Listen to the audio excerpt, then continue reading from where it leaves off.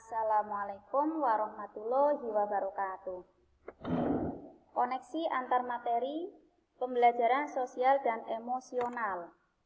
Fasilitator Ibu Sri Gunatun, pengajar praktik Ibu Ponjia, saya sendiri Komaria sebagai CGP. Kreativitas adalah tentang membuat hubungan antara satu hal dengan hal lainnya. Ketika Anda bertanya pada orang-orang kreatif, bagaimana mereka melakukan sesuatu, mereka merasa sedikit bersalah karena mereka tidak benar-benar melakukannya. Mereka hanya menemukan sesuatu yang kemudian menjadi jelas bagi mereka. Yang mereka lakukan adalah melihat hubungan antara berbagai pengalaman dan merumuskan hal baru. Steve Jobs. Pembelajaran sosial dan emosional. Pembelajaran sosial dan emosional adalah pembelajaran yang dilakukan secara kolaboratif seluruh komunitas sekolah. Proses kolaborasi ini memungkinkan anak dan orang dewasa di sekolah memperoleh dan menetapkan pengetahuan, keterampilan, dan sikap positif mengenai aspek sosial dan emosional. Pembelajaran sosial dan emosional bertujuan untuk 1. Memberikan pemahaman, penghayatan, dan kemampuan untuk mengelola emosi. 2. Menetapkan dan mencapai tujuan positif. 3. Merasakan dan menunjukkan empati kepada orang lain. 4. Membangun dan mempertahankan hubungan yang positif, serta membuat keputusan yang bertanggung jawab. Ada 3 ruang lingkup pembelajaran sosial dan emosional. 1. Kegiatan rutin, yaitu kegiatan yang dilakukan di luar waktu belajar akademik, misalnya kegiatan membaca bersama, ekstrakurikuler, perayaan hari besar, acara sekolah, apel pagi, kerja bakti, senam pagi bersama, seminar atau pelatihan. 2. Terintegrasi dalam pembelajaran, misalnya sebagai strategi pembelajaran atau diintegrasikan dalam kurikulum, misalnya melakukan refleksi setelah menyelesaikan sebuah topik pembelajaran, membuat diskusi kasus atau kerja kelompok untuk memecahkan masalah, dan lain-lain. 3. Protokol, yaitu budaya atau aturan sekolah yang sudah menjadi kesepakatan bersama dan diterapkan secara mandiri oleh murid atau sebagai kebijakan sekolah untuk merespons situasi atau kejadian tertentu. Misalnya, menjaga ketenangan di ruang perpustakaan, berdoa di musola sekolah dengan hikmat, dan lain-lain.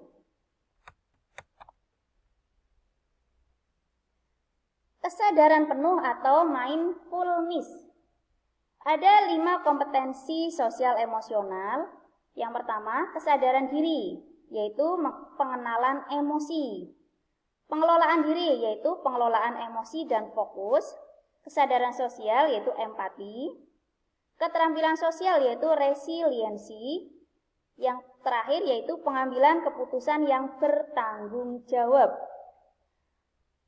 5 kompetensi ini tujuannya untuk kesejahteraan hidup. Secara rinci, 5 kompetensi sosial emosional dalam modul 2.2.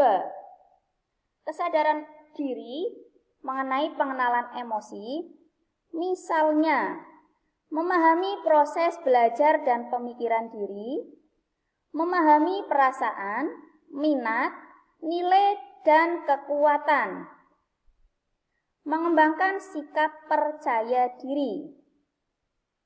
Yang kedua, pengelolaan diri, mengelola emosi dan fokus. Contohnya mengelola stres, mengontrol impuls, dan ketekunan dalam menghadapi hambatan. Yang ketiga, kesadaran sosial atau empati. Contohnya, memahami perbedaan perspektif dan berempati, mengenali dan menghargai persamaan dan perbedaan, memanfaatkan sumber daya di rumah, sekolah, dan komunitas secara efektif. Yang keempat, keterampilan relasi. Resiliensi atau daya lenting atau ketangguhan. Membangun hubungan yang sehat berdasarkan kerjasama dan sikap hormat. Menolak tekanan sosial yang tidak tepat. Mencegah, mengelola dan menyelesaikan konflik. Mencari pertolongan bila membutuhkan. Kompetensi yang kelima yaitu pengambilan keputusan yang bertanggung jawab. Di sini diharapkan mampu mengambil keputusan yang bertanggung jawab. Misalnya, membuat keputusan yang matang berdasarkan beberapa pertimbangan seperti etika, akademik, norma sosial. Bertanggung jawab terhadap keputusan yang diambil. Dampak pembelajaran sosial dan emosional. Dampak dari penerapan pembelajaran sosial dan emosional dapat terlihat pada keberhasilan atau kesuksesan seseorang dalam berbagai area kehidupan seseorang secara holistik, baik secara akademik maupun non-akademik. Keterkaitan pembelajaran sosial dan emosional dengan modul sebelumnya. Emosi adalah bagian utama dari lingkungan yang sifatnya psikis dan intrinsik, yang dipengaruhi dan harus dipertimbangkan oleh guru penggerak. Otak manusia memiliki kemampuan untuk belajar, sehingga membuat manusia bisa mengembangkan potensinya lebih maksimal dengan mengelola kompetensi sosial emosionalnya. Peran dari seorang guru penggerak tentunya akan lebih maksimal jika memiliki keterampilan ataupun kompetensi yang sesuai dengan tujuan pendidikan yang diharapkan. Keterkaitan dengan modul sebelumnya yang lain, melalui pembelajaran berdiferensiasi dan pembelajaran sosial dan emosional, diharapkan dapat mewujudkan profil pelajar Pancasila melalui Merdeka Belajar.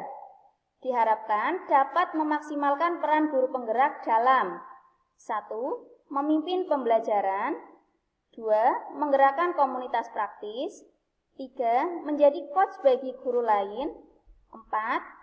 Mendorong kolaborasi antar guru, 5. Mewujudkan kepemimpinan murid. Demikian tadi koneksi antar materi pembelajaran sosial dan emosional. Terima kasih. Wassalamualaikum warahmatullahi wabarakatuh.